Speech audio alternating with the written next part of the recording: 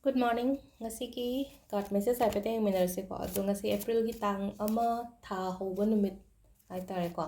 Tha hoba numit se akoi na tawba yaba khara ai happy share tawjarak ko ren kena tawrakanda. Card message ke ka loirakanda. Ado ahambada akoi ki sidagi hai tare ko 3 cards katang lothokpirase ko.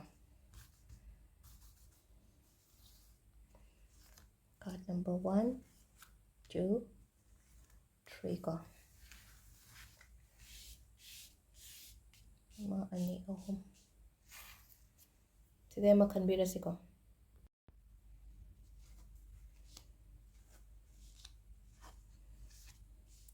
Sida leire akoi ki card ahum se ko. Card number 1, card number 2 and card number 3 ko. Ahamba ko. Ahamba se adum mimangda thokpa matamda hai tare ko mina masak khangbiba khopiba haibado adum oi ko sum ngasi gi oina hairagadi ko. Ado tawruba thabak kumbada su leina ko ngasi sum tawge khotke kaina haina changjanba khotsanba matamda ko haidi khanjanagano hairagadi mina kai haigini khotkini kaina kemta khangano ba aina tawge kaina khallaga leiba pot kumba leiragadi ko tawbiyo ko. Haidi ai kaino tawraga haidi ko aigi nakanda leiriba surrounding sida leiriba misingina kari hainagidagi aina si tawraga kaina khangano ba changjanbiba hai tare ko. Aduduna hai tare ko nangna adu tawriba nangna thabak oiro natraga kainom haidi leine ko thabak matangdo oiro ate step kumba hai tare ko dai law matamda haidi afaba ahongba lakani ba change soidana lakani ba ani suba ko ani suba se hojik se sum ngasi gi na haraga di ko self doubt thamgano ngasi gi na haraga di doubting thamgano worried oigano matha sajangano haidi ko haji aina tawdori ba ai gi thabak tu da ko adum kaino tar puning jangna tawbiyo haidi laptop oga leigano ba sida haidi ai matha saraga di thabak se tawning de nang mo khoise haidi kemta ga haidi aina tawdori ba thabak ka dong ka chatning da boy chatning da boy kain tawba su leina ko aduna yaraga di sida hai tare ko laptop oga leba yade ko ahum suba se phai strength card helai ko strength card helai ga di pangan thona confident kari kra mayam se ko mangan bigano dum isada mayam ma yawe aduduna adumba mayam do phajana sizina biba hai tare sida aina tawge bu khallaga di ngamgani ba soidana do sida leire khoi gi card message na ko ahamba aduga kaino se ko timing se ayu ki pung taruka minute kuntra ga mapan dagina nipan ga minute 30 paung leire adagi 13 ga minute 35 daina pung 3 ga minute 53 paung leire adagi manga makhai daina pung taruka minute 53 paung leire ko aduga nungdang gina pung nipan ga minute kumari dagina ahi nongyai gi 12 ga minute 9 paung leire ko sisina akhoi gi kaino gi oina ngasi gi oina ko afaba timing habado sida leire ko ado tang ama se khoina kai to bi bayai hai kanseda cinnamon ko cinnamon blow to bayai cinnamon kari non hang po se lere ko khoi gi usingsa jo hai dal chini jo hai na ko haidi cinnamon hai se kai non hang po ya se yeng ko da hindi da budi ire moina ko dal chini na ado se da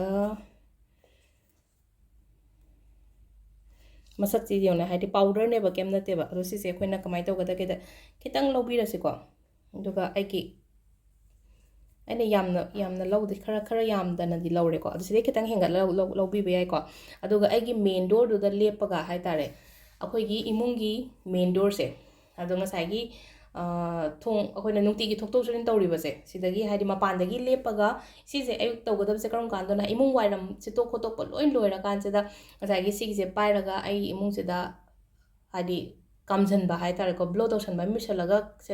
kaino to haidi ngasai gi powder se kamjan bi adu kamjan matam se da kaino khoina